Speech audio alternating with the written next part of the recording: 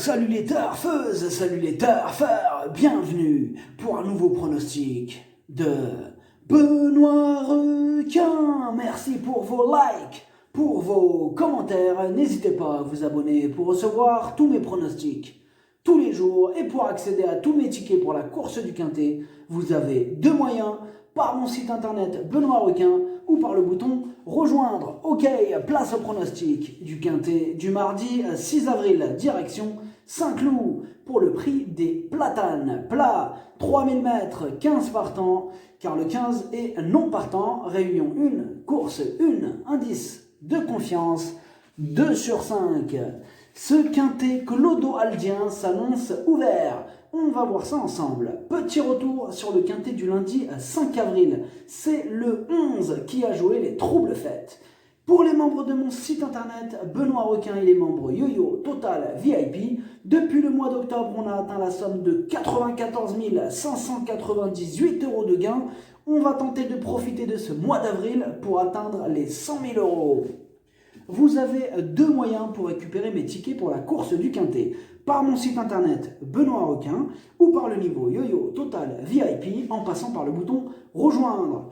Et je compte sur vous les amis pour soutenir la chaîne Monde Viticole et je vous ai mis son logo à la fin de la vidéo. Ok, c'est parti, on commence le pronostic et on commence avec le numéro 1, Just Formality. Il est dans sa catégorie, il est régulier et même en portant le plus gros poids de la course, il va en faire souffrir plus d'un sur sa route. Et on n'a pas les commentaires de l'entraîneur pour ce numéro 1.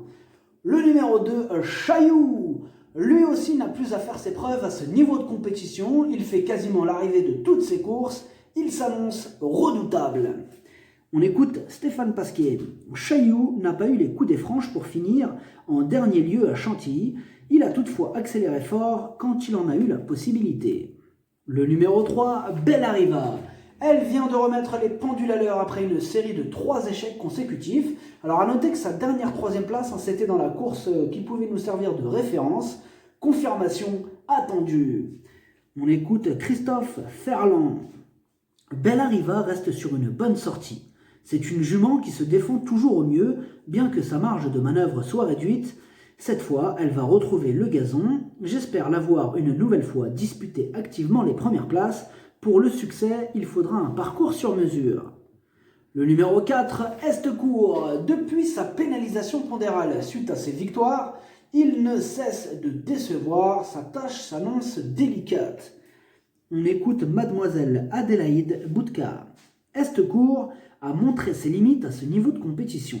On va prendre les courses comme elles viennent en attendant qu'il retrouve une valeur qui lui correspond davantage. Il va faire sa course, mais sa tâche n'est pas des plus simples, il faudra le revoir dans de meilleures conditions.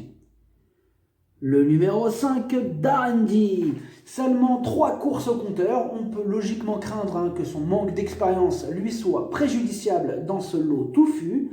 Il y a quelques doutes qui planent sur sa candidature. Pour le 5 aussi, on n'aura pas les commentaires de l'entraîneur. On passe au numéro 6, Saint-Nicolas. Mieux vaut ne pas le juger sur sa dernière contre-performance qui comporte des excuses. Ce vainqueur de Quintet Plus a les moyens de prendre une belle revanche. On écoute Sébastien Culin. Saint-Nicolas a connu un très mauvais déroulement de course en dernier lieu. Il aurait été dans les 3 premiers sans cela. Il ne faut donc pas prendre cette performance au pied de la lettre. La seule chose qui pourrait jouer en sa défaveur serait un terrain trop pénible, sinon tous les feux sont au vert. Le numéro 7, Max la Fripouille. Il est archi régulier, ses 9 dernières courses, 9 fois à l'arrivée. Il est en plein dans sa catégorie, il a une belle carte à jouer. On écoute Rodolphe Collet. Max la Fripouille est un bon vieux serviteur à la valeur établie. Il a réalisé un bon début de saison dans des courses à conditions et vient d'ailleurs de renouer avec le succès. Sur sa lancée, il retrouve les handicaps. Il n'a plus à faire ses preuves dans cette catégorie. Je verrai d'un bon œil l'arrivée des pluies. Le numéro 8, Poets Black. Il retente sa chance. Il restait sur un échec à ce niveau. Il sera rallongé pour l'occasion et il semble plus tranchant sur PSF. Mais attention, Super Boudo sera sur son dos et on doit lui accorder une note de méfiance. On écoute Marc Pambonnet. Poets Black arrive seulement à maturité. Dans l'ensemble, sa fin d'année 2020 et son début d'année 2021 ont été bons. Cependant, c'est un 4 ans. Je ne le trouve pas spécialement bien placé face aux vieux. Les 3000 mètres ne devraient pas le déranger. Quant au terrain, seule une piste pénible le desservirait. Le numéro 9, French Diva. Elle est dans une forme olympique. Elle enchaîne les victoires. Elle se retrouve à chaque fois pénalisée au poids, mais rien ne semble l'arrêter. Ses limites sont inconnues. C'est un joli coup de poker à tenter. On écoute Eric Lecoiffier. French Diva a enlevé 4 des 5 dernières courses auxquelles elle a participé. Cela n'a rien de commun. Elle est passée de 15 de valeur à plus de 35 en 6 mois de temps. Une trajectoire étonnante. Elle n'est franchement pas impressionnante physiquement. Elle se surpasse en piste. Elle doit franchir ici un nouveau palier. On va voir. Le numéro 10, Let It Storm. Il fait toujours de son mieux en compétition. Il reste sur un échec, mais avant ça, il faisait l'arrivée de toutes ses courses. Il va tenter de remettre les pendules à l'heure. On écoute Édouard Montfort. Let It Storm a terminé de plaisante manière en dernier lieu, mais trop tard. Ici, il retrouve une distance d'avantage dans ses cordes. Il a de plus repris de la fraîcheur. Il y a un peu de pluie annoncée à Saint-Cloud d'ici mardi. J'en escompte une bonne prestation. Le numéro 11, attention l'aventure. Il reste sur 3 échecs consécutifs. Difficile de lui accorder notre confiance dans ces conditions. On écoute Bart Bull. Attention l'aventure a fait sa course la dernière fois, effectuant une bonne ligne droite. Toutefois, le terrain dur l'a desservi. Il est bien, mais doit évoluer sur une piste au moins très souple pour donner sa pleine mesure. Si c'est le cas, il peut bien se comporter. Le numéro 12, Miltop. Il est en forme, ses 2 dernières courses sont bonnes. Il passe un test à ce niveau, mais vu sa forme, mieux vaut lui accorder quand même une note de méfiance. Et on écoute Jérôme Régnier. Miltop a beaucoup de fond. Maintenant, c'est un test à ce niveau. Il a intrinsèquement les moyens de bien faire, mais à son caractère. Ce n'est pas un gagneur, il n'aime pas trop le contact avec les autres chevaux. La qualité du parcours aura donc une grande incidence sur son résultat du jour. Le numéro 13, Albir, il est régulier, il fait quasiment toutes ses courses au niveau inférieur.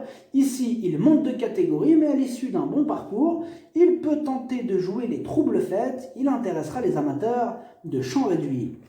On écoute Alexandre Fracas. Albir évolue plutôt en seconde épreuve ou dans les handicaps de catégorie. Il n'a pas été chanceux ces derniers temps, mais il a tout de même fait l'arrivée. Le niveau est plus relevé ici, mais la distance et le terrain vont lui convenir. S'il peut avoir une course favorable, je serais déçu de ne pas le voir dans les 5. Le numéro 14, Thibault. Il a remporté sa dernière course. Ces derniers temps, il est très régulier. Il a déjà fait ses preuves à ce niveau de compétition. On le garde. On écoute Satoshi Kobayashi. Thibault est en forme, comme le prouve son récent succès. Il n'a été pénalisé que de 3 livres et je le crois capable de très bien se défendre encore. Il a déjà prouvé qu'il pouvait bien faire à ce niveau. Maintenant, il est plus à son affaire en terrain lourd. J'espère donc qu'il va pleuvoir d'ici mardi. Le numéro 15 est non partant.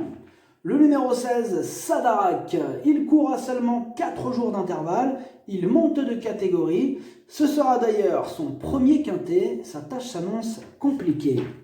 On écoute Christophe Martinon. Sadarak se retrouve en première épreuve. Avant le coup, on se fait surtout plaisir. Il a besoin de dominer pour donner sa pleine mesure. Et avant le coup, je ne me fais de grandes illusions.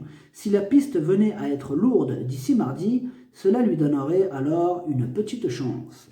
Le pronostic, ça donne 2, 6, 7, 3, 14, As, 10, 9, cheval de complément le 8, si jamais il y a un autre non partant et ça peut arriver, le 12. Merci d'avoir suivi cette vidéo, n'hésitez pas à vous abonner pour recevoir tous mes pronostics tous les jours et pour accéder à tous mes tickets pour la course du quintet, vous pouvez passer par mon site internet Benoît Requin ou par le bouton rejoindre sur le niveau Yo-Yo Total VIP. À jouer avec modération, bonne chance, chopez-le moi, ciao.